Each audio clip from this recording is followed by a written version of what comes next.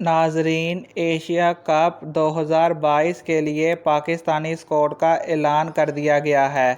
बाबर आजम कप्तान जबकि शादाब खान नायब कप्तान होंगे। इसके अलावा दीगर खिलाड़ियों में मोहम्मद रिजवान, शाहीन शाह अफरीदी, फ़खर जमान, मोहम्मद नवाज़, शाहनवाज़ धानी, हैदर अली, आसिफ अली, खुशदिल शाह, नसीम शाह, उस्मान कादिर, इफ्तिखार अहमद, हारिस रऊफ़ और मोहम्मद वसीम जूनियर शामिल हैं। नाजरीन, अक्सरियत राय ये है नसीम शाह की जगह रोमान रईस को टीम का हिस्सा होना चाहिए था।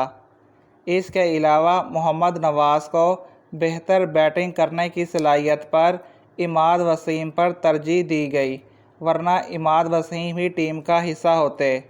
और अगर हम बॉलिंग की बात करें तो 4 ओवर्स में हर बॉलर को कम से कम 20 रन तो पड़ जाते हैं, क्योंकि ये T20 क्रिकेट है। इन तमाम बॉलर्स में इमाद वसीम, नवाज़, उस्मान कादिर शामिल हैं। अगर हम क्वालिटी टीम के ख़िलाफ़ क्रिकेट खेलेंगे तो फिर आपकी 20 रन से ज़्यादा भी फैंटी लगेगी।